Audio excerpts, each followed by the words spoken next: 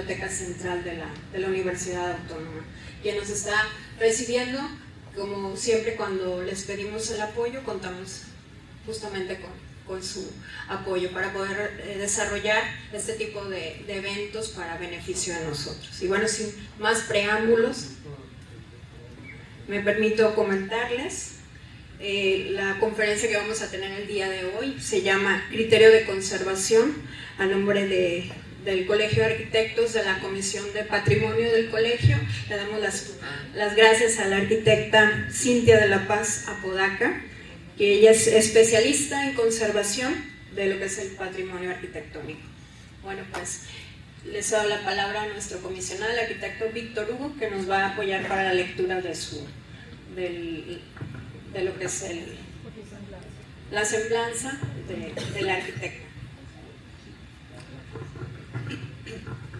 Pues en la comisión estamos muy contentos de poder estar bien acompañados el día de hoy y gracias por estar con nosotros. No es una reunión fortuita, sino que se ha estado planeando desde hace 2 años, entonces es importante para nosotros poder contar con algunas personas que estén interesadas en cuestión del patrimonio. La comisión es bastante compleja porque requiere de bastantes integrantes para que poder salvaguardar las cosas que tienen valor en nuestra ciudad, tanto los propietarios como los restauradores, arquitectos, directores responsables de obra, la autoridad principalmente también. Es complejo porque son temas complejos porque interactúan muchos al mismo tiempo. Pocas veces se han hecho trabajos tan profesionales como lo que se ha hecho últimamente, y es por eso que es nuestro interés poder llegar a un mayor número de personas, de cómo se hacen bien las cosas, cómo sí se pueden lograr salvar las cosas de riqueza que ya tenemos. Hace tiempo fui a un parque que está en la colonia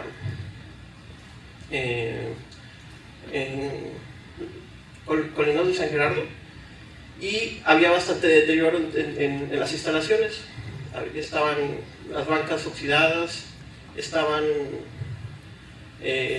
grafiteados los murales de expresión artística que había alrededor.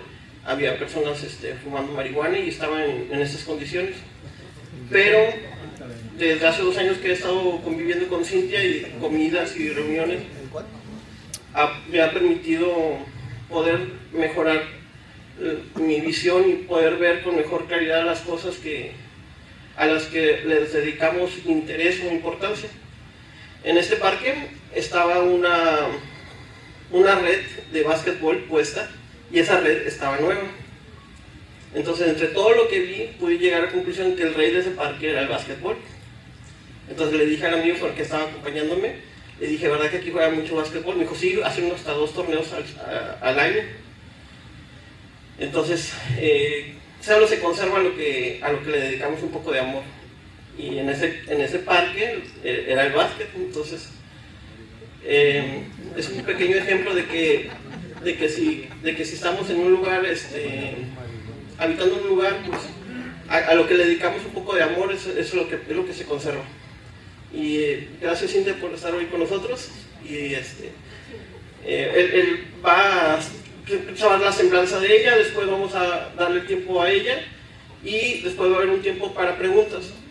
Les pedimos que por favor sean breves en sus preguntas y sean lo mejor concisas. Aprovechemos la oportunidad que tenemos de tener a un especialista con nosotros para las dudas que tenemos como estructuristas o como directores responsables de obra o como diseñadores.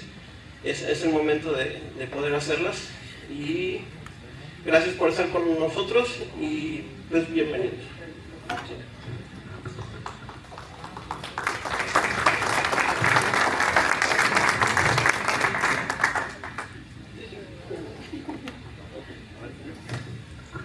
La maestra Cintia de la Paz es licenciada en Restauración en Bienes Muebles por la Escuela Nacional de Conservación, Restauración y Museografía de Lina. Maestra en Arquitectura con especialidad en Restauración de Monumentos por la UNAM, y cuenta con estudios de doctorado en Arquitectura. Posee más de 30 años en experiencia en conservación y restauración del patrimonio cultural de México. Ha participado en proyectos de intervención, supervisión, peritaje, elaboración de expedientes técnicos para bienes muebles e inmuebles históricos como planes maestros de catedrales en diferentes estados de la República. Su trayectoria incluye trabajos realizados para instituciones como el INAH, la UNAM, el IMSS, el Banco de México y diversas dependencias gubernamentales y empresas especializadas en restauración patrimonial. Ha intervenido en importantes proyectos de restauración como templos, retablos, pintura mural, vitrales, esculturas, edificios históricos en distintos estados de la República, destacando trabajos como en el Castillo de Chapultepec, esculturas de los Indios Verdes, en la Cámara de Diputados, en el Monumento de la Revolución, específicamente en la cúpula, en el antiguo Colegio de San Ildefonso, en la Aduana Marítima de Tampico, en el Museo de la Ciudad de Tampico, en Casa Gándara y próximamente en el faro de Asipón en Madero. En el ámbito académico ha impartido conferencias, diplomados y cursos especializados en conservación y restauración patrimonial en instituciones como la UNAM, el Politécnico, el EGNAR del INAH, y su trabajo profesional se caracteriza por integrar criterios históricos, artísticos y técnicos orientados a la preservación del patrimonio cultural en México. Bueno, les presento con ustedes a la maestra Cintia de la Paz.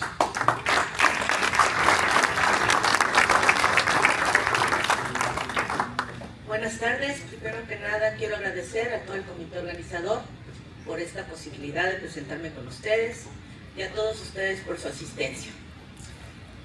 Bueno, como ya les leyó Víctor Hugo, yo soy restauradora. Soy restauradora de bienes muebles, esa es mi licenciatura. Yo estudié en la escuela de INAH, que es de INPI, y como restauradora de bienes muebles, pues mi formación era de conservación, fundamentalmente. En bienes muebles, ¿a qué me refiero con bienes muebles? Pues en esculturas, pinturas, retablos, todo lo que resulta como complementario a la arquitectura. Pero al final de cuentas es lo que le da esencia y lo que le da esa diferencia. O sea, la arquitectura sin la parte del bien inmueble pues sería simplemente un espacio confinado. Y el bien mueble acaba siendo toda esta parte que le va dando esencia y que va diferenciando unos edificios de otros. Conservar, desde el punto de vista del bien mueble, es muy sencillo. En el sentido estricto de la palabra. La conservación implica hacer todo ese tipo de actividades, todo ese tipo de acciones que te permitan que un objeto se preserve.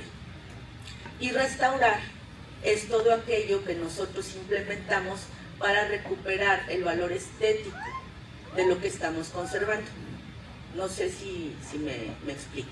Conservación tiene que ver con la situación material, o sea que los materiales estén estables, que el proceso de deterioro se detenga, que no haya factores que sigan avanzando en la afectación de los objetos, y la restauración va más en el sentido de recuperar el mensaje estilístico, estético, visual, iconográfico muchas veces, que es la transmisión del mensaje.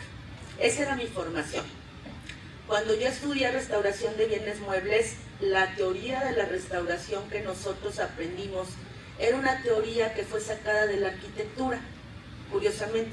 O sea, nosotros no tenemos unos teóricos, o no teníamos unos teóricos propios, obviamente también la teoría va avanzando conforme el tiempo, pero mucho de nuestra teoría la sacábamos de la arquitectura. A nosotros nos enseñaron los básicos, ¿no? Viollet-le-Duc como un esteta, Ruskin como un conservador, y tenemos ahí a un personaje que es Brandy, que digamos que está un poco más enfocado en lo que es la producción de los bienes materiales, de los bienes muebles, y esa era mi formación teórica. Con esa formación teórica yo me presento a la maestría de restauración de monumentos, que es una maestría de arquitectura. Entonces fue un poco complicado entender los criterios. Para mí era muy sencillo que si se rompe una taza de té y la vas a restaurar, pues la vas a pegar, le vas a resanar, le vas a reintegrar el color, pero esa taza ya no es una taza de té, o sea, automáticamente le quitas la función. ¿Con cuál idea? Pues que la idea es que la tacita se conserve y yo la puedo poner en una mesita o la puedo poner en una vitrina. En arquitectura es completamente diferente. O sea, lo que tenemos que recuperar es la función. Entonces, cuando hablamos de criterios ya no es tan fácil diferenciar qué es conservación, qué es restauración, hasta dónde entra un profesionista, en qué momentos interviene otro. Entonces, cuando yo entro a la maestría, pues se abre mi panorama, ¿no? Existen una cantidad de teóricos infinitos, tanto nacionales como internacionales, pero además existen toda una serie de documentos que de alguna manera, sin ser ley y sin ser teoría, pues sí norman nuestro quehacer día con día como restauradores, la Carta de Venecia, la Carta del Restauro, muchos otros convenios internacionales de grupos de especialistas que se juntan y llegan a determinadas conclusiones, y ese tipo de conclusiones nosotros los utilizamos como una plataforma a partir de la cual vamos a tomar definiciones o vamos a tomar acciones con respecto a una problemática en particular. Entonces, el proyecto de restauración en lo que sería un inmueble, en un edificio, ya sea de diferentes valores, vamos a empezar por ahí.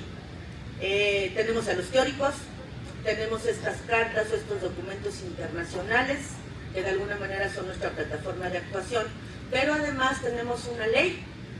O sea, tenemos la ley de patrimonio, la ley de sitios y monumentos arqueológicos, históricos y artísticos. Esta ley que nos va a decir justamente esa caracterización.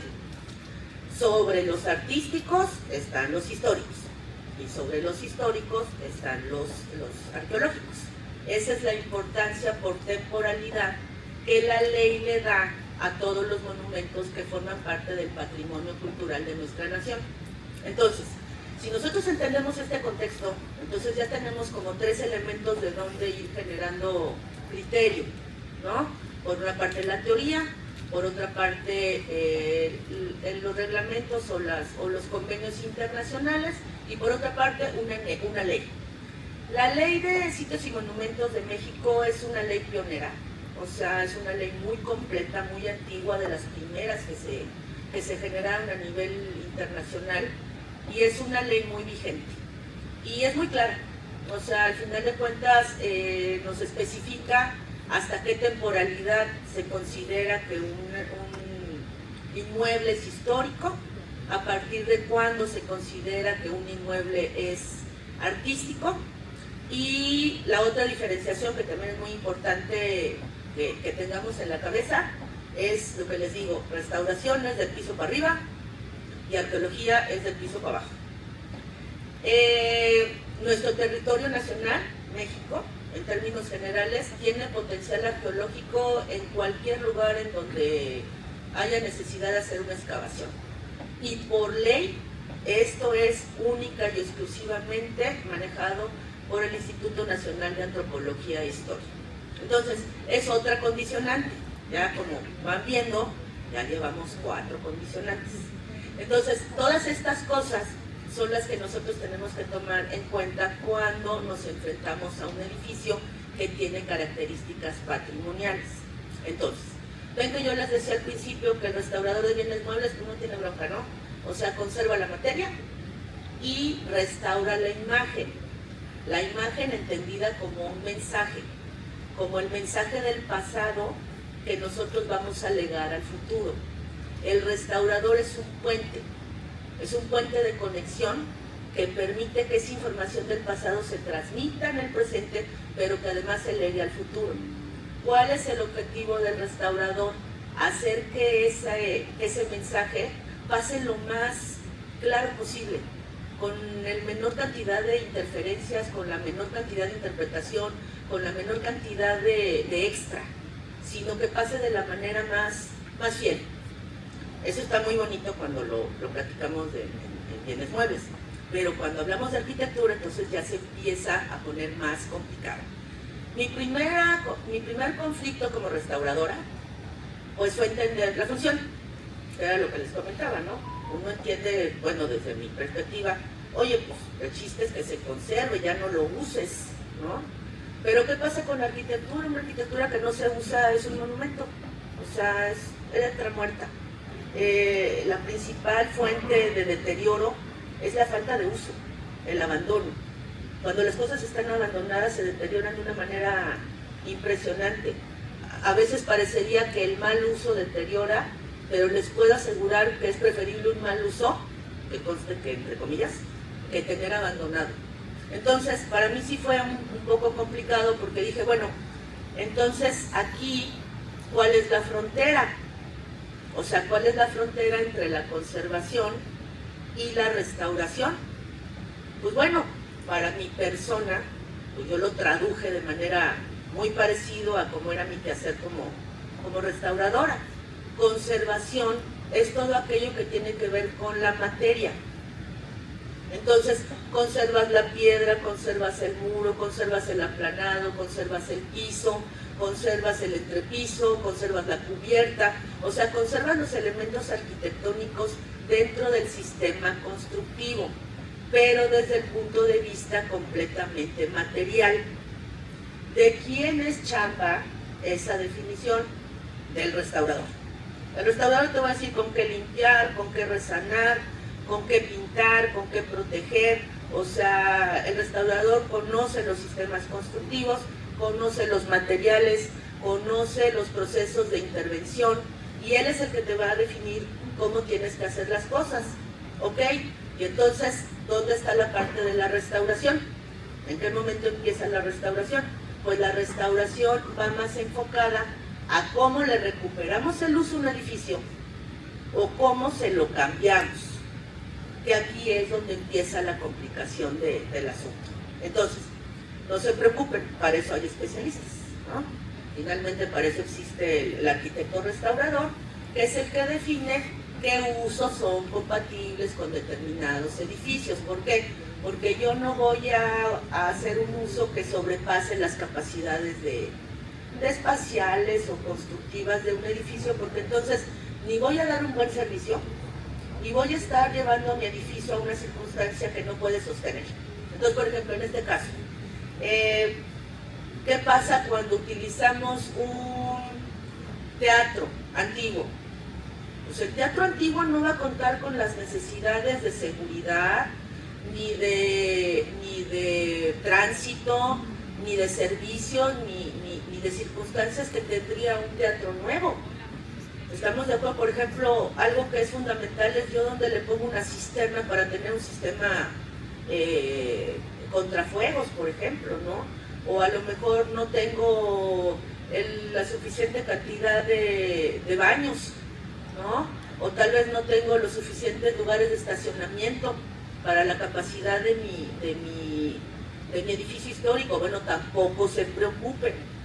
Hay una cierta flexibilidad que cuando nosotros reutilizamos un edificio, aunque conservemos la función, pues obviamente no está obligado a contar con todo lo que contaría un edificio nuevo que se utiliza para hacer un teatro, ¿no? O un cine, o un hospital, por ejemplo, que sería complicadísimo. Entonces, a lo que quiero llegar es que el universo del patrimonio es un universo muy particular, que tiene que cumplir con características muy especiales para entrar dentro de esta categoría. ¿Cuál es la principal? Pues la temporalidad. Después de la temporalidad, que como les comentaba, primero lo arqueológico, luego lo histórico y luego lo artístico. Después de la temporalidad, ¿qué otro factor es el que determina cómo vamos a intervenir el edificio? Pues son todos estos elementos decorativos, o sea, todos estos elementos complementarios que no tienen que ver estrictamente con que sean muros, pisos, techos, ¿no? El que tengas una fachada decorada, el que tengas argamasas, el que tengas pintura mural, el que tengas pisos de pasta, el que tengas aplanados de cal arena, sistemas constructivos tradicionales, o sea, todo eso es lo que te va a determinar el cómo vas a intervenir el edificio. Entonces, ¿en dónde está la participación del arquitecto? ¿En dónde está la participación del DRO? ¿En dónde está la participación del estructurista? Pues en lo estructural, justamente. ¿Cuál es el criterio que se requiere de un estructurista para trabajar en un edificio patrimonial? Número uno, que conozca los sistemas constructivos. Eso es fundamental. O sea, la mayoría de los estructuristas resuelven con acero y concreto. Así es como se resuelve lo estructural. ¿Pero qué se requiere en un edificio histórico? Pues no, que conozcas el sistema constructivo tradicional, muros de mampostería, muros de tabique, bóvedas, cúpulas, sistemas de cubierta con terrados, viguería de madera.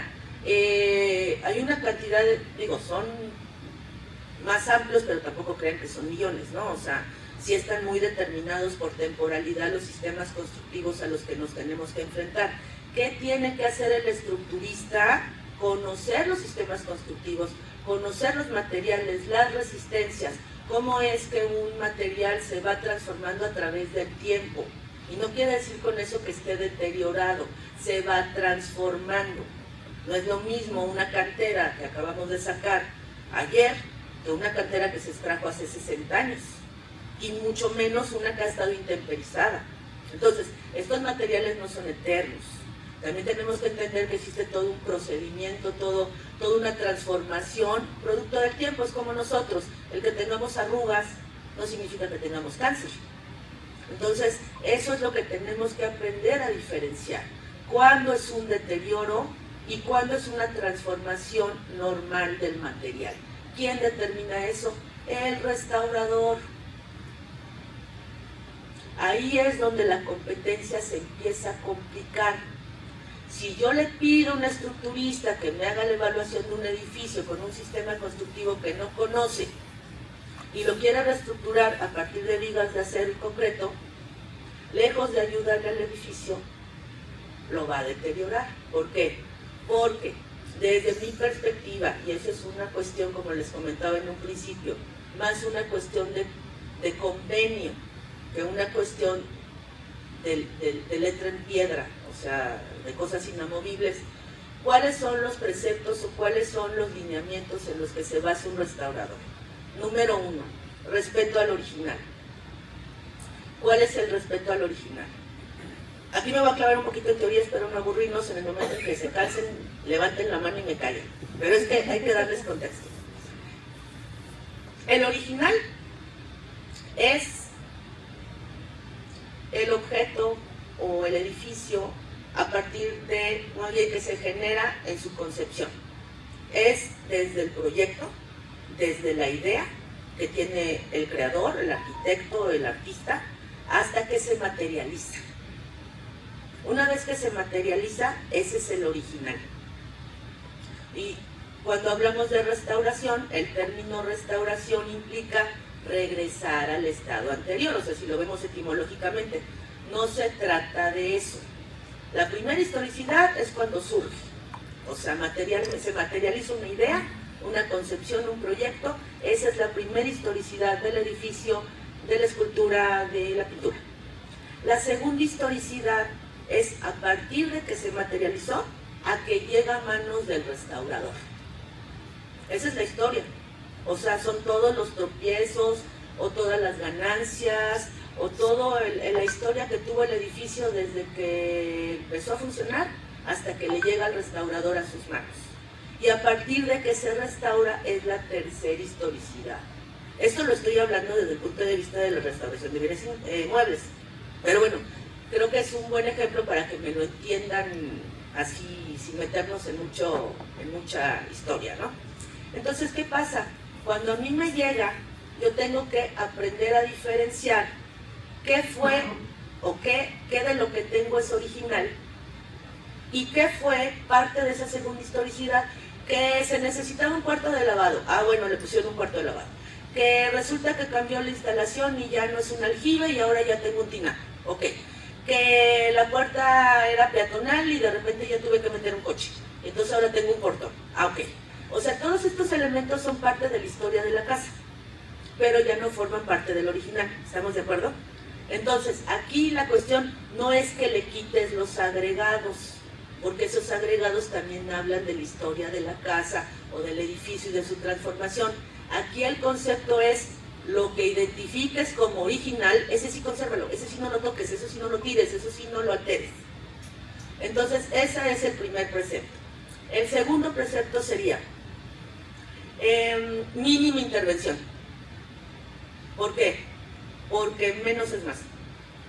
O sea, nosotros tenemos que buscar las intervenciones que sean efectivas, que sean dirigidas, pero que no sobrepasen las necesidades del edificio. Ese es otro concepto que también es bien difícil de entender. ¿Cómo le hago yo a un edificio una mínima intervención? Detectando la problemática. Si yo no tengo detectada la problemática y no sé exactamente de qué pie cojea, me voy a distraer en 1.000.000 de cosas y voy a creer que todo es grave y voy a creer que todo es susceptible de intervención, y eso no es así.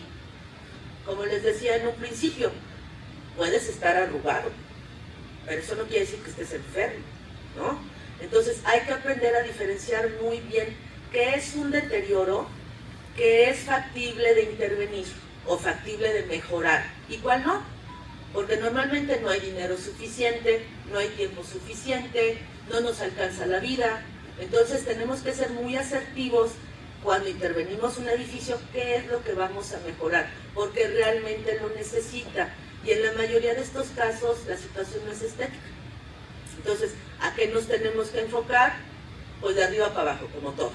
Impermeabilizaciones, estabilidad estructural, que no tenga problemas de cimentación, o sea, las cosas más elementales, y ya si logramos superar esa parte, bueno, pues ya nos vamos con la estética, ya nos vamos con la funcionalidad, ya nos vamos con otro tipo de aspectos. Bueno, mínima intervención. Tercer precepto, materiales. Los materiales tienen que ser compatibles. Lo que les decía, si yo tengo una estructura de tabique, pues no lo voy a reestructurar con acero y concreto. O sea, tengo que buscar alguna alternativa que me permita sí ayudarle estructuralmente, pero que no les sirva de cuña, que no les sirva de un esfuerzo extra, que no vaya a provocarle más problemas que beneficios. Eso es compatibilidad. Cuarto concepto, reversibilidad. ¿Qué significa? Que lo que funciona hoy puede que no funcione mañana. Entonces yo tengo que darle la posibilidad a mi edificio que las integraciones, ahorita hablamos de eso, que yo le dé al edificio tengan la posibilidad de poder ser reversibles, porque probablemente el día de mañana o en 50 años hay una solución mejor. Y si yo doy una solución demasiado permanente, pues ya no le estoy dando la posibilidad de que a futuro esa situación se mejore. La reversibilidad tiene sus límites, ¿no? Si estamos hablando de cimentación, si estamos hablando de cosas más, pues es más complicado. Pero cuando menos sí, las cuestiones que son nuevas, sí tengan esa posibilidad. Entonces, en restauración, como mucho en arquitectura, el proyecto de restauración y el proyecto ejecutivo pues, se divide en 4 grandes grupos. Lo que son las liberaciones, es quitar todo lo que está mal, todo lo que estorba, todo lo que es deterioro, todo lo que afecta. El segundo son las consolidaciones, que es justamente tratar la materia para que no se siga deteriorando. Las reintegraciones, que son elementos perdidos, pero que tenemos plena sapiencia de que sí estaban en su momento. Y las integraciones, ¿qué es una integración? Una integración sobre todo va destinado a lo que es el uso. Era lo que yo les comentaba. Por ejemplo, aquí en Tampico es muy común, lo que me ha pasado en las últimas fechas. Hace un calor verdaderamente terrorífico, ¿no? Ya no podemos vivir sin tinas. O sea, yo no lo entendía hasta que empecé a vivir aquí y dije, en la torre, tienen toda la razón. La mayoría de las casas tienen patios interiores. Pero resulta que necesitamos espacio, porque además las casas antiguas tienen cuartitos muy pequeñitos. Entonces el patio se vuelve un elemento a usar. Pero ¿cómo utilizo un patio que está abierto? ¿No? Entonces, ¿qué empezamos a hacer? A cubrir los patios, ¿no? Porque es una manera de poder climatizar, de poder optimizar el espacio útil y de poder dar confort. ¿Por qué? Porque al final de cuentas la gente tiene que usar bien los espacios. Entonces, ese es un elemento que se va a integrar. Si yo en México digo, voy a tapar un patio, me crucifica. ¿Sí me explicó? Porque es cambiar la concepción original del edificio. O sea, no estaba hecho para, o sea, si querías un patio, pues era para tenerlo abierto, no para ponerle una cubierta. Entonces, esos son los elementos de integración en donde interviene el arquitecto y tiene que tener el criterio para poder llevarlo a cabo sin la afectación a lo que sería el original del edificio. Entonces, bueno, como eso hay una serie de ejemplos. Hay que, estas integraciones es verdaderamente el quehacer del arquitecto. Estas integraciones son las que tienen que ser muy creativas, muy respetuosas, muy en el sentido de que lo primordial es el edificio. ¿Por qué? Porque si nosotros queremos ir más allá, pues hazte uno nuevo, ¿no? Si verdaderamente quieres participar dentro de un proyecto de restauración, tienes que tener esa apertura, tienes que tener ese conocimiento y tienes que integrarte. O sea, ¿cómo se integra el arquitecto a un proyecto de restauración? Diseñando. ¿Qué va a diseñar? Buenas integraciones. ¿Cuál es la idea de la integración? Mejorar el uso del espacio, darle la posibilidad a que el edificio se gane la vida. Probablemente ya no como casa, tal vez ahora como restaurante, o tal vez ahora como galería, o tal vez como museo, o tal vez como hotel, no sé. O sea, esa capacidad que ustedes tengan como arquitectos de verle las posibilidades que tiene la edificación para ver cómo la puedo usar de manera correcta, ahí es donde está el quehacer del arquitecto. Yo no lo puedo hacer porque yo soy restauradora. A mí pregúntenme cómo lavar, cómo resanar, cómo consolidar. Eso yo con todo gusto les puedo ayudar. Ustedes cómo se van a incorporar como colegio de arquitectos dando esas soluciones a los edificios, que los pongan al día. Pero ponerlos al día, restaurar, no se trata ni de decorar, no se trata de ambientar, no se trata de falsificar. O sea, se trata de que el arquitecto tenga la capacidad técnica de darle soluciones a un edificio de otra época para que sea activo en el momento actual, pero sin que por eso desdeñe pues, lo que es el original. ¿Cómo se va a involucrar el DRO o cómo se va a involucrar el estructurista? Conociendo los sistemas constructivos y dando alternativas que sean compatibles para los edificios. No neciando, por favor, no necien que a fuerza te tengo que poner una viga de un peralte de 30 centímetros a una estructura de madera. O sea, eso no le va a servir. Y no es que uno como restaurador sea necio. Hay esos restauradores del siglo pasado y no aceptan nada. No, o sea, no es una cuestión de necedad. Es cuestión de entender el edificio, entender qué es lo que quieres resolver y cómo lo vas a resolver. La restauración siempre ha sido un trabajo interdisciplinario. O sea, todos tenemos nuestros límites. Tenemos que ver cuál es nuestro papel y resolverlo de la mejor manera posible. Me daba mucha risa porque Víctor Hugo me invitó a una reunión de DROs, ¿no? Entonces decía, ¿cuál es el papel del DRO en el proyecto de restauración? No, bueno, el papel del DRO en el proyecto de restauración era hasta barrer, checar la seguridad, ver que todos trajeran casco, preparar el mortero. No, señores, o sea, el papel del DRO en una obra de restauración es checar lo estructural, que cuando haya una propuesta estructural, pues vaya acorde con el edificio. Entonces, les digo, al final de cuentas no se trata de que seamos todólogos, ¿no? O sea, yo como restauradora incursioné en la arquitectura, pero no soy arquitecta. Conozco los sistemas constructivos, conozco los materiales y sé que es posible hacer. Pero si tú me dices, proyéctame una cubierta, yo digo, no tengo ni idea. Yo te puedo decir, esta está fea, esta está bonita. Yo te puedo decir, esta respeta, esta no. Y hasta ahí, o sea, yo puedo decir que es viable, pero al final de cuentas las soluciones son de ustedes. Y puede ser un campo amplísimo para que se puedan desarrollar, pero siempre desde la perspectiva de la conservación del monumento. Y yo creo que con eso, porque ya nos ataranté bastante. No sé si ya podemos pasar a preguntas y respuestas.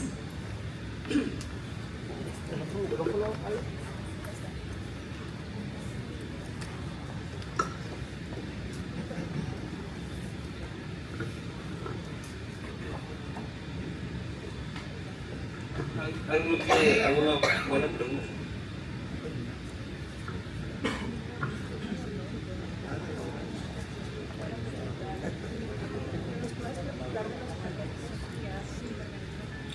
Sí, como no, con todo gusto, pero aguantan. No te escucharon. Bueno, no sé si alguien tenga alguna pregunta en particular. Actualmente estamos llevando a cabo la restauración de Casa Gándara, estamos interviniendo aduana, ya tuvimos posibilidad de participar más o menos en el proyecto del Museo de la Ciudad. Dios quiera que próximamente podamos hacer la intervención del Faro de Madero. No sé si alguien tenga alguna iniciativa o alguna pregunta en particular de estos casos, o quieren que yo les platique lo que yo he observado de la problemática muy particular de Tampico. Sí. Bueno, Marquín, sí, claro. Buenas tardes. Buenas tardes. En primer lugar, felicitarla por la plática que nos ha dado. Es sobre la intervención de la aduana. No sé qué alcance tenga, si nos pudiera platicar sobre ese tema. Y lo otro, si se consideró integrar la aduana a la Plaza Hijas de Tampico y crear un gran corredor con la Plaza Centenario y la Plaza de la Libertad, que es donde se concentra la mayoría del patrimonio edificado del Estado. Hay un pequeño obstáculo entre todo ese gran corredor, que es las tortas de la barda. Y aparte, la competencia que existe entre un CIMI con nuestro edificio icónico que es la aduana, ahora con el mercado de Tampico, que es el mismo estilo. Bueno, es una mala copia, monumental, y se le da más importancia al mercado al existir la barda, que impide la visión hacia la aduana. Mi pregunta es, ¿está considerado reubicar las tortas? Bueno, como ustedes sabrán, la aduana es un tema complicadísimo, es un monstruo de 7 cabezas.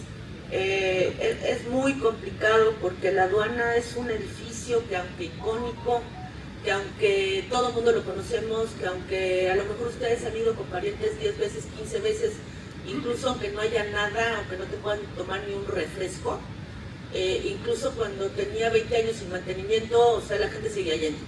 Yo creo que ese es el valor más importante que tiene la aduana. Es un lugar que todo el mundo quiere visitar y tiene un emplazamiento verdaderamente muy bueno. ¿Cuál es el problema con la aduana? La aduana está aislada. O sea, está aislada no solamente por la barda ni por las tortas de la barda. Está aislada porque tenemos unas vías del tren. Está aislada porque no tenemos paso al Pánuco. Está aislada porque está dentro de una institución portuaria que además ahora depende de la Marina, ¿no? O sea, es una situación verdaderamente compleja. Yo la primera vez que vine a Tampico, vine a trabajar herrería de la aduana.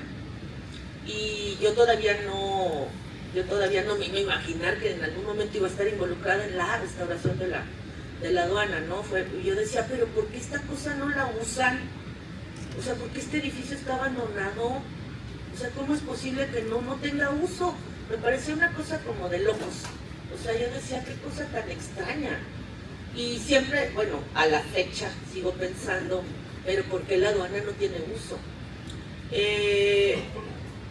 Ha habido 1000 proyectos.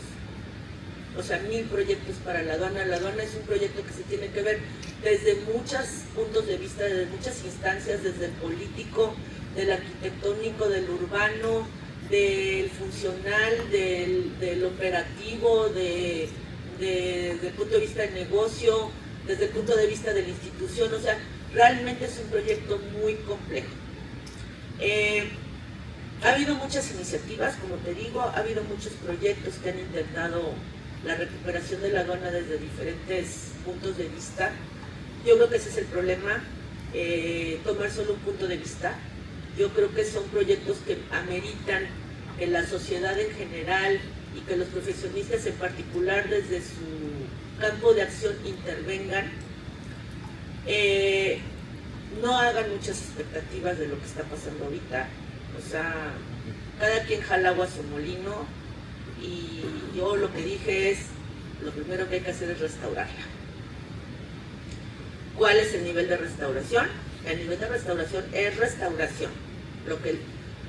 En lo que puedo decir que soy especialista, la restauración material.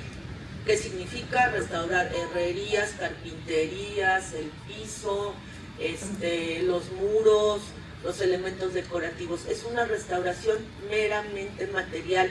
¿Por qué? Porque de algún lado tenemos que empezar. ¿Cuál es el problema ahorita de la aduana? Instalaciones. Pues el proyecto de instalaciones es una verdadera locura. De hecho, la empresa que está ahorita restaurando no ha podido resolver la problemática de las instalaciones. No toqué las instalaciones en mi perorata de hace rato, pero las instalaciones es una integración fundamental para poner en uso un edificio. Y si no lo hacemos bien, es lo que más le da en la torre a los edificios. ¿Por qué? Porque volvemos a la misma. Son edificios que no tenían estacionamientos, que no tenían aires acondicionados, que no tenían todos los baños a los que estamos acostumbrados, que no tenían agua caliente, agua fría, trampas de grasa, bueno, una cantidad de cosas que ahora puede haber en instalaciones, y si no sabemos cómo y por dónde meterlas, puede ser catastrófico. Yo, desde mi perspectiva muy personal, y así como consejo, arquitectos, yo lo que les digo, si van a meter instalaciones, busquen por dónde hay instalaciones. O sea, ya alguien se quebró la cabeza, ya alguien hizo un hoyo, ya alguien buscó de alguna manera pasos, ya alguien buscó trayectorias. Entonces lo más recomendable es utilicen las propias trayectorias que ya existen en los edificios históricos y complementen con lo menos posible. O sea, instalaciones es un tema, es carísimo. El edificio ha estado en desuso durante 20 años. En realidad nunca ha tenido una capacidad máxima. O sea, los grupos que van a visitar la aduana pues, son pequeños, tienen un recorrido muy corto, a veces ni siquiera tienen posibilidad de ir al baño. Esa es la realidad. Entonces, poner en uso un edificio tan grande, con tantas necesidades y que está tan corto de instalaciones, y eso se lo digo de corazón, va a ser una situación muy complicada. ¿Qué estamos intentando? Cuando menos dejar criterios. O sea, yo quería dejar proyectos ejecutivos, de tal suerte que una vez que hubiera el recurso, se supiera exactamente qué hacer con el aire acondicionado, qué hacer con bocidatos, qué hacer con la parte eléctrica, qué hacer con la parte hidrosanitaria. Desafortunadamente, pues es este dinero que no ves, ¿no? O sea, ¿por qué? Porque no tienes no estás conectado al drenaje de la ciudad, no tienes contrato de agua, tienes una subestación que está funcionando a una mínima capacidad, hay una planta de tratamiento de agua a la que no estás conectado, es una planta de tratamiento que es para la sifona que tampoco usa. Entonces hay una serie de complicaciones que ya cuando empiezas a darle factibilidad al proyecto con la intención de usarlo, porque les digo, yo ahorita para mí la aduana sigue siendo como una esculturota. O sea, va a quedar bonita, pero va a ser una esculturota. Hasta que no se use, hasta que no se vea si funciona como modelo de negocio. Escúchenlo. La única manera que tiene de salir a ese edificio es ver un modelo de negocio. No va a haber institución, no va a haber gobierno, no va a haber presupuesto que le alcance. Los edificios se tienen que ganar la vida y le tenemos que dar lo necesario para que se la ganen bien. Yo le aseguro que si yo me llevo un carrito de paletas y se los vendo a la gente que entre, me vuelvo millonaria, pero tampoco se trata de eso. O sea, necesitamos que sí sea un buen esquema de negocios, en donde la participación además sea diversa. No puede ser nada más gubernamental, o no puede nada más ser de la Cipona, pero tampoco puede ser también únicamente particular. Es un tema que van a empezar a afrontar a partir de que se termine la intervención material, que es a lo que yo me comprometí, y es lo que estamos intentando hacer. Entonces, pues no sé si contesté o quedó peor. Sí, muy bien, gracias. Me queda la duda, en los medios de comunicación aquí en el municipio desde hace un año se habla de la reconversión de la aduana marítima, y se planteaban diferentes asuntos comerciales, la iniciativa privada interviniendo, parte del gobierno, un gran bulevar, utilizar 3 o 4 tramos de muelle como gran paseo, darle la vista, rescatar la vista de Tampico hacia el río Pánuco, que siempre le hemos dado la espalda.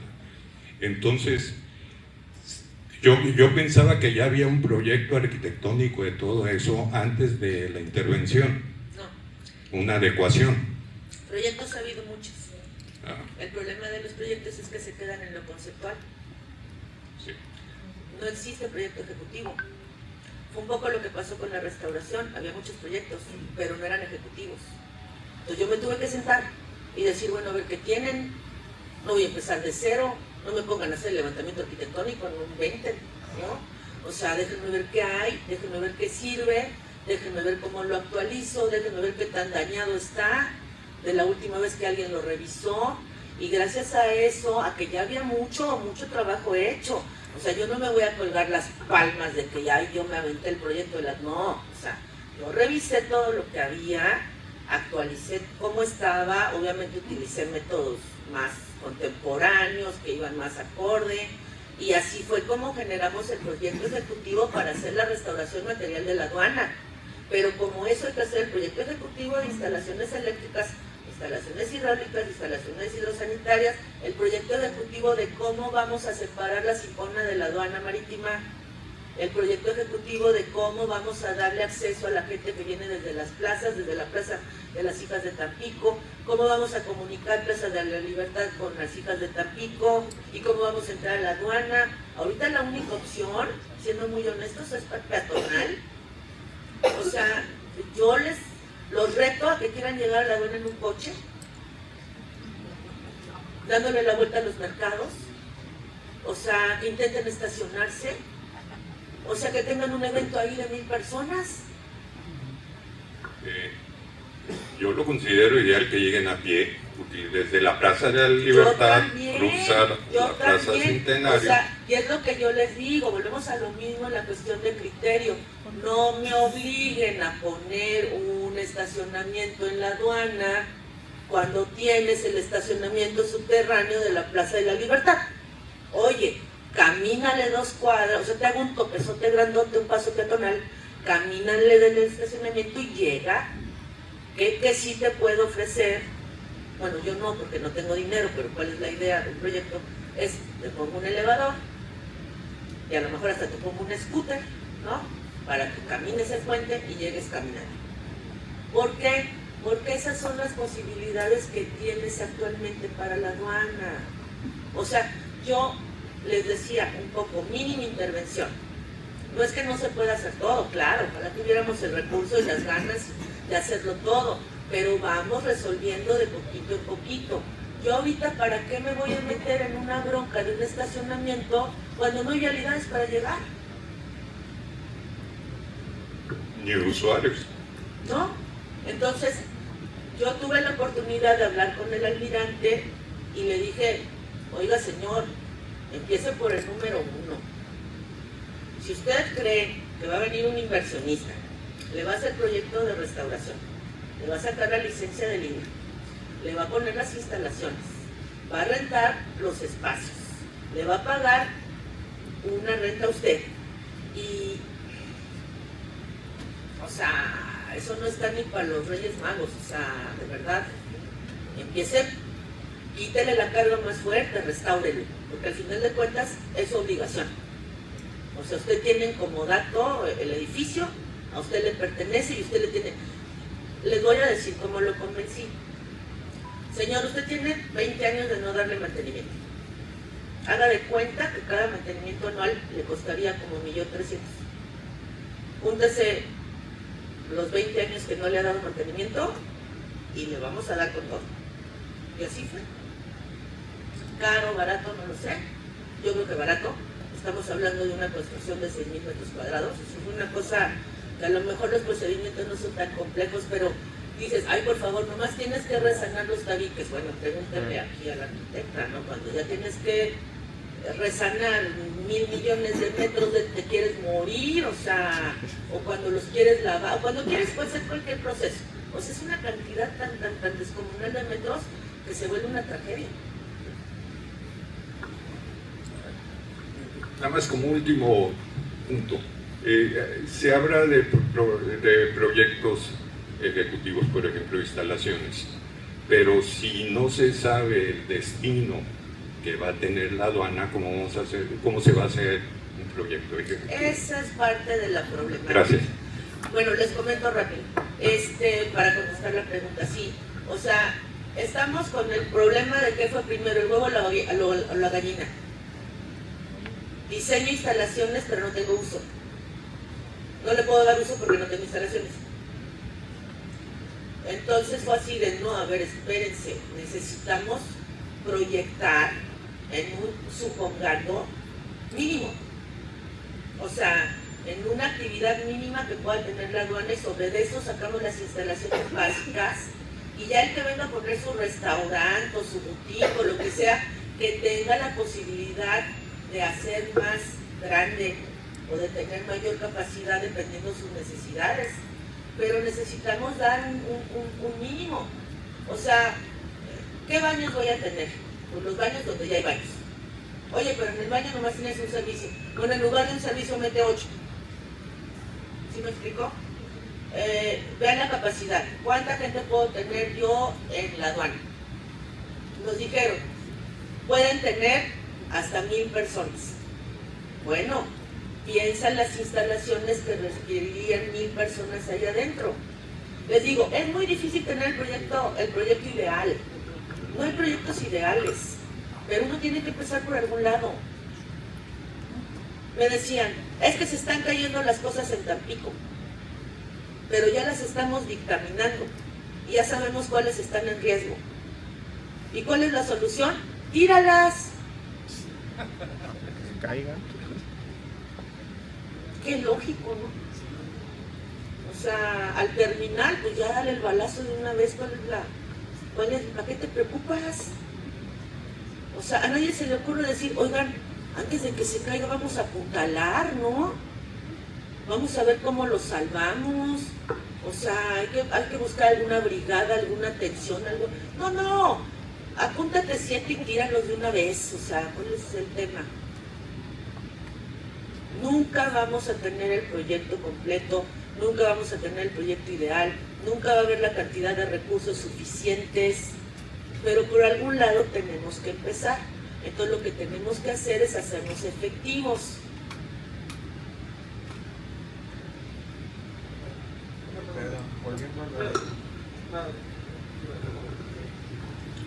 Arquitecta, con todo lo que ha expuesto, como que me dejó choqueado.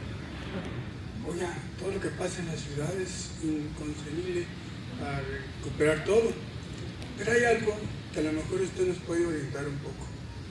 Y estoy hablando de un monumento que yo siempre he dicho es un monumento a la mediocridad de los tampiqueños. Desde 1957 lo veo y sigue igual, el Hospital Civil de Tampico. Es decir, ¿qué expectativas, cómo lo ve usted, qué posibilidades hay de que algo se puede rescatar o no sé? Alguien me buscó, no le voy a decir quién porque ni sé, la verdad. O sea, y me dijo, oiga, ¿cuánto nos cobraría por hacer el proyecto de esa cosa? Yo dije, ¿cuántos metros son? O sea, yo soy un profesionista de superficies. No sé si lo alcanzan a entender. Yo no veo las cosas en metros cuadrados. Yo digo tantos metros de muro, tantos metros de aplanado, tantos metros de piso. O sea, mi chamba es ver qué se hace con pisos, muros, techos, cubiertas. Cuando tú sacas el metraje de esa cosa, resulta que yo cobrando 10 pesos por metro ya era una cosa así impagable y descomunal. Y luego yo decía, ¿y cuánta gente necesito para hacer este proyecto? Y luego, ¿cómo hago para que todos veamos lo mismo? Y no se me escape ahí el criterio, ¿no? No, mira, hay unas cosas que en realidad se vuelven verdaderamente inmanejables. Entonces yo cuando algo no lo puedo manejar, digo, hagámoslo en etapas. Vámonos con el piso 1, ya si nos queda bien nos seguimos con el piso 2. O sea, hay cosas que nos superan. Miren, en restauración somos muy pocos especialistas, realmente. O sea, yo me acuerdo de restauración de bienes muebles, mi generación era grande y mi generación era de 20. De esos 20 yo te puedo decir que en la actualidad a lo mejor ejercemos 10, si bien nos va. En arquitectura es un poco más amplio, pero también es muy difícil que el arquitecto se mantenga de hacer pura restauración. Si le cae una obra de restauración la resuelve, pero en términos generales construye. ¿Por qué? Ahí está el varo. Entonces, yo creo que fue muy impresionante cuando fue el sismo del 2017. Por fortuna ustedes no sufren de esas cosas, pero muchos estados sufrieron problemas de monumentos por el sismo. Han pasado ya casi 10 años y no lo hemos podido resolver. Y le tuvo que entrar todo el mundo. O sea, no había despacho, no había constructora que no le hubiera entrado porque nunca nos dimos abasto y porque no teníamos claros los criterios y porque no sabíamos cómo y porque la naturaleza nos ganó. Entonces, cuando yo veo ese tipo de problemáticas, ahí es donde nos tenemos que hacer muy creativos y decir, ¿yo qué haría con ese hospital? ¿Por dónde empiezo? O sea, ya en este punto ya no es cómo voy a acabar, es por dónde empiezo. A lo mejor la alternativa es empezar por las fachadas, que ya de por sí es una locura, pero podría ser, o como te digo, empezar a utilizar por niveles. Pero hacer un proyecto integral es de las cosas más complicadas y más cuando tenemos edificios tan grandes y tan deteriorados.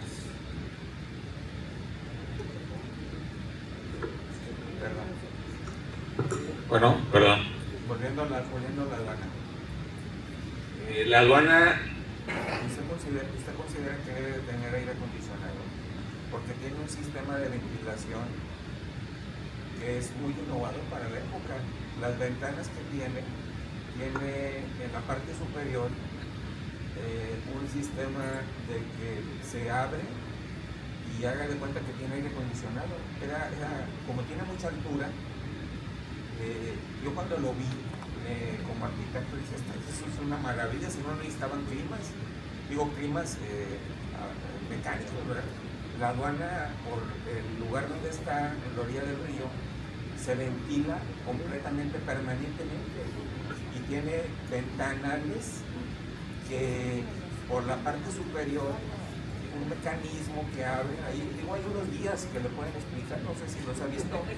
No, mire, yo esa aduana la he recorrido centímetro a centímetro, milímetro a milímetro. Lo que tiene son unas ventanas que se llaman de guillotina.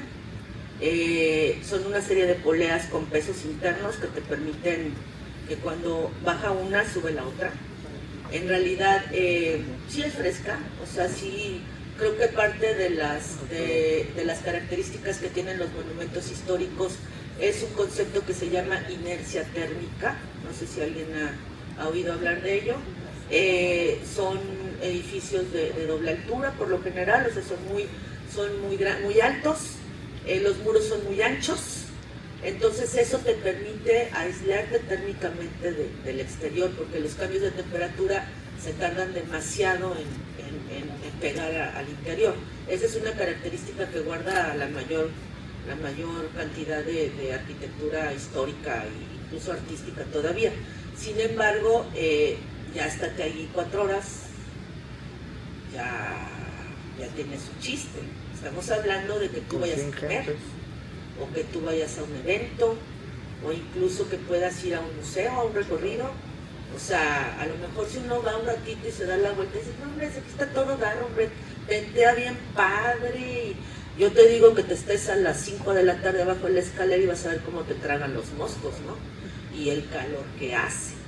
Entonces, sí, si yo me pusiera en el plan purista, yo diría que se frieguen los tan pequeños, no hay que ponerles aire acondicionado, ¿no?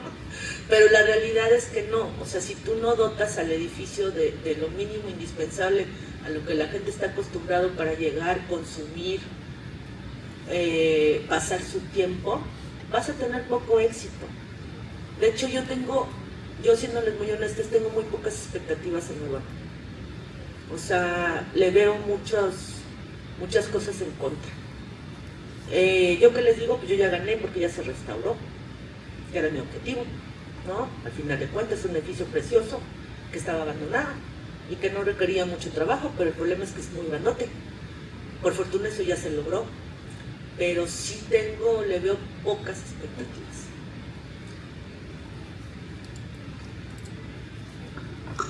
Buenas tardes, soy Carolina Infante, la cronista de Ciudad Madero, y aparte yo nací al lado del Faro de la Barca. Entonces, para mí el Faro representa mi historia y mi esencia, y tristemente nos damos cuenta que a partir del 2018, los presupuestos al INAH que había para la restauración del Faro, pues se quedaron así como que un poquito separados. Y bueno, las condiciones pues ya las debe de usted conocer cómo están, que es de llorar. Anteriormente habíamos hecho programas de recorridos turísticos, aprovechar el espacio, hacíamos eventos culturales, pero a partir del 18 se acabó todo esto y ahora por seguridad pues ya no hay ni para meterse abajo en el patio, ¿no? Mi pregunta es, ¿hay algún proyecto, presupuesto para esta restauración del Faro? ¿Quiere que le cuente la historia? Pues si no me la sé, con gusto. En el 2012 me contraté una empresa local para hacer como les comentaba, ¿no? La herrería de la aduana. Híjole, pero es que, bueno, ahí les va, total, ya pasó mucho tiempo. Entonces, acá entre nos. Entonces, pues ya hicimos la chamba, nada más era la fachada sur, o sea, no se trabajó toda la herrería, nada más era la fachada sur. Yo me quería morir, no encontraba yo nada, todo era carísimo, bla, bla, bla. Hice un acuerdo con el señor, le dije, señor, déjeme hacer lo que yo sé hacer, usted le doy el 30% de ganancia y no me moleste, y acabamos, como Dios nos dio a entender. Pasa, y meses después me dice, oiga, fíjese que nos están invitando para concursar el proyecto del Faro. Pero el proyecto ya está dado. Viene una empresa de México, ellos la van a hacer. Pero nos dicen que si entramos como música de comparsa, que entonces sí nos van a permitir concursar la ejecución. Y yo dije, sí, excelente, éntrale con música de comparsa, yo te presto papeles, haz todo el asunto y mejor que nos inviten a la intervención, ¿no? Bueno, el concurso era como a los 3 días. Y a los 3 días me habla y me dice, restauradora, ganamos el proyecto. No se presentó la empresa. Fuimos los únicos que nos presentamos y como estábamos en forma y en monto, nos dieron el proyecto. Así que véngase a hacer el proyecto. Pues agarré mi maleta y me vine sin saber nada de faros, sin saber nada de nada, ¿no?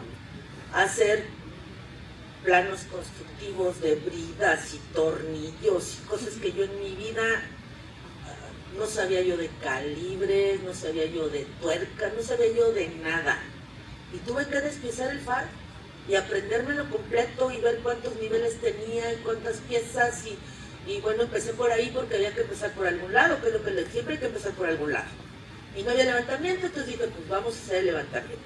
Ya que logré hacer eso, dije, pues ahora que sigue, pues voy a ver a qué le falta pintura, ¿no? Porque yo decía, pues lo que no tiene pintura, pues se oxida. Y así empecé. Bueno, para no hacerles el cuento largo, llegué a un punto en donde dije, necesito un especialista en metales. O sea, necesito metalografía, necesito un especialista en corrosión, necesito una serie de cosas que yo como restauradora no puedo suplir. Entonces fui con el señor que me contrató y le dije, ingeniero, ¿qué cree? Que esto es un problemón y que no lo vamos a poder resolver. Entonces necesito hacer estudios, pero estudios muy especializados, no crean que estudios de identifíqueme la pintura, no, cosas en serio. Y entonces, qué barbaridad, no me van a pagar. Pues no le van a pagar. Entonces voy al INA, porque toda la historia de contratarme a mí era sacar el permiso con el INA. Voy al INA y les digo, oigan, la problemática es esta. O sea, si yo lo veo desde el punto de vista organoléptico, pareciera que hay que tirar la mitad del faro. Y yo la verdad es que no creo que sea así. Entonces necesito ultrasonido, necesito radiografía, necesito metalografía. Imagínense que tengo que cambiar una pieza y no sé con qué cambiarla. Y entonces me dice Lina, tienes razón. Bueno, yo creo que ese pobre hombre de la constructora acabó en la cárcel porque le han de haber aplicado todas las cláusulas penales. Por fortuna Lina me apoyó y me dijo, pues tienes razón. Todo el mundo me trató de estafadora, ¿no? Que como yo me había ofrecido hacer un proyecto que no pude resolver. Bueno, ¿para qué les cuento? Fue una historia complicadísima. Entonces, a partir de ahí, yo armé un equipo de especialistas para metales. Busqué a la gente que se especializa en corrosión, en la gente que se especializa en metales, digamos, estructurales, pero que además tienen que ver con monumentos históricos. Y gracias a ese equipo pudimos intervenir el Monumento de la Revolución. Entonces, ahorita, ese equipo parece ser que ya tenemos dinero para que le entre con los estudios al frente. Espero que no se me cebe por andarlo. Pero ha sido un trabajo, le digo, desde el 2012. Ha sido de todos los años, sin excepción. El INA dice, ¿cuándo vas a hacer los estudios? Y cuando hay dinero, no hay proyecto, no hay autorización del INA, y cuando hay autorización del INA no hay dinero. Y bueno, hasta el día de hoy. Entonces yo espero de verdad que en este año se resuelva. Cuando menos esa parte. ¿Por qué? Porque no se le puede entrar así nomás. Es una pieza icónica. Es el faro de gran calado, es único en toda América, no hay un ejemplar parecido, y para la aduana es un estorbo. Dios quiera que ahora sí vaya en serio. Ajá. Pero créanme que si se logra, vamos a tener a la mano especialistas de primera índole. De nada. Y creo que ya se nos acabó el tiempo, discúlpenme. Bueno, sí, ya, nada más una última. Una pregunta en dos. Primero, felicidades por la ponencia, es muy buena. Gracias. Sí. Bueno. No, lo tienes que apachurrar, Miguel. Okay. Ahora sí, gracias por la ponencia, es muy bueno que vengas a decirnos lo que se supone que nosotros debemos de saber cómo es la restauración. Son dos preguntas en una. Primero, quiero tu opinión real sobre el Museo de la Ciudad.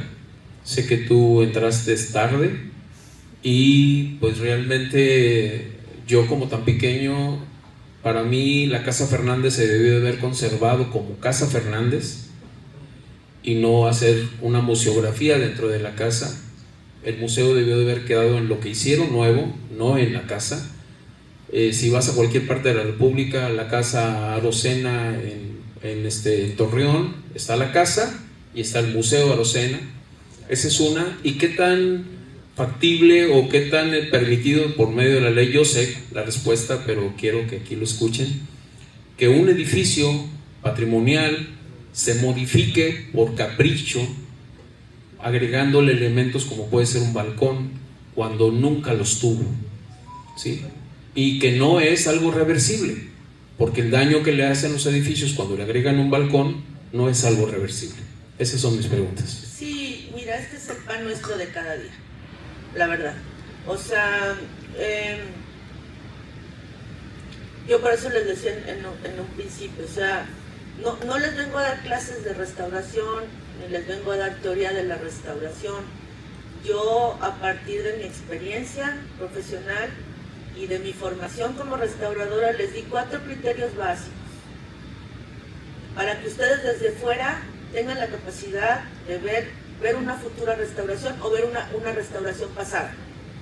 Respeto al original, compatibilidad, mínima intervención, y ya se me olvidó el cuarto. Pero bueno, por ahí vamos, y por ahí va la cosa, ¿no? ¿Qué pasa? Que desafortunadamente, lo que les decía, hemos confundido restauración con ambientación, hemos confundido restauración con decoración, hemos confundido restauración con falso histórico. Lo que tú me estás diciendo son falsos históricos. O sea, yo no le puedo conferir un elemento decorativo a un edificio que nunca lo tuvo. Ahora, sí puedo, pero con la suficiente capacidad. Si yo ese balcón, que tú me dices, si yo necesito un balcón o necesito un elemento y yo hago ese elemento exento al edificio, pues a lo mejor no me da permiso el municipio, podría ser, pero yo no le estoy haciendo ninguna afectación a la casa y sería completamente reversible. Es un poco lo que hablábamos yo no estoy en contra de que tapemos los patios, estoy en contra de cómo tapiamos los patios. O sea, ¿cuál fue el problema con el Museo de la Ciudad? Elvia, me vas a disculpar, la casa era muy pequeña para tener una propuesta de museografía. La casa valía como una pieza de museo, o sea, era una casa enterita. O sea, en realidad ahí no fue una restauración como tal, o sea, fue adecuación al nuevo uso. Entonces, en la adecuación al nuevo uso se le da un carácter de museo en un espacio muy reducido. No quedó mal, tenían todo el terreno de junto, podían haber hecho una propuesta museográfica muy maravillosa y la casa se pudo haber enseñado como lo que era, una casa muy particular de Tampico, ¿no? O sea, única en su especie, con unos pisos maravillosos, con muebles todavía, o sea, con una serie de cosas que hubiera sido muy disfrutable ver como un ejemplo de arquitectura porteña. ¿Sí me explico? Ahora que tenemos, pues museografía, ¿no? No es mi proyecto favorito. Yo tengo 2 críticas muy fuertes para Casa Fernández. Una es que no hayan recuperado el sótano, o sea que el sótano haya quedado como un cuarto de máquinas. Y 2, la cúpula, bueno, la techumbre la cubierta del patio. O sea, creo que, ¿no? Como que nos quedamos así. Era una propuesta moderna, una propuesta orgánica, era una propuesta que sí podía, pero quedó demasiado masiva. Y encima de la cubierta. O sea, fue una cosa demasiado pesada. Que se pudo haber resuelto porque yo no sé, a ver, ¿a quién es estructurista? ¿A quién es DRO? ¿Por qué tanto factor miedo, jóvenes? O sea, ¿qué onda? Esos edificios nos vamos a morir todos y esos edificios van a permanecer. O sea, yo se los digo a todos los estructuristas que conozco, si tú le aplicas tus criterios actuales, cualquier edificio de estos está sobrado. Cualquier losa está sobrada, cualquier muro está sobrado. ¿Por qué tanto factor miedo? Estoy teniendo soluciones verdaderamente horrorosas. Horrorosas porque cumplen con el criterio estructural. Entonces, ahí es donde tiene que estar la carnita, decía uno de mis profesores de la maestría. Ahí es donde tiene que estar la maestría del profesionista. ¿Cómo resuelvo? ¿Cómo resuelvo de manera estética? ¿Cómo me integro? ¿Cómo me integro sin hacer una charrada? Ya, lo dije, ya.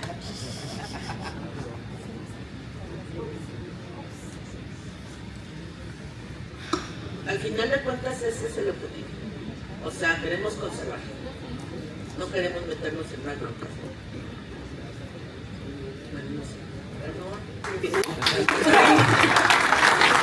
Te agradecemos mucho, maestra Cintia. Te pedimos de favor que nos puedas acompañar acá al frente, si gustas. pido a la directiva, por favor, que nos acompañe. Y bueno, primero agradecerte toda tu opinión, toda tu expertise que nos estás compartiendo el día de hoy. Esta es una primera presentación de parte de la maestra, de la restauradora.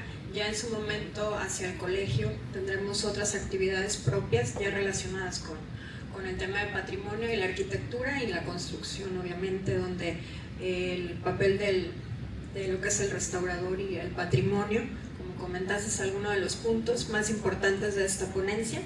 Es algo que tenemos que atender, no es exclusivamente, y comparto la misma idea, no de ir a tirar este patrimonio, ¿verdad? Que cuenta nuestra historia, la historia de nuestra ciudad, y yo creo que la mayoría de las personas, ahora sí que originarias del centro, tenemos a bien esa experiencia, ¿no? De poder haber vivido en esa parte. Digo, yo lo comparto de cierta manera, parte de mi infancia viví en el centro de Tampico, entonces también para mí de manera personal, todos los edificios, la mayoría de los edificios forman parte de la historia de cada uno de nosotros de una u otra manera.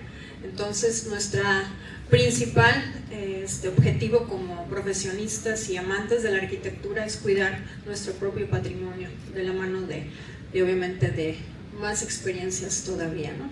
Entonces me permito de parte de la directiva, a nombre de la directiva, hacer una entrega de reconocimiento que amablemente y con mucho gusto lo leo. Colegio de Arquitectos del Sur de Tamaulipas otorga el presente reconocimiento a la maestra Cintia de la Paz Apodaca por su valiosa participación como ponente en la conferencia Criterio de Conservación del Patrimonio Arquitectónico, contribuyendo a la preservación y difusión del patrimonio cultural y arquitectónico. Sirva firma alcance la arquitecta María Alejandra Bendaño, una servidora, presidenta de la directiva 2025-2027, en la fecha del día de hoy, 19 de mayo del 2026. Será un gusto poderlo entregar.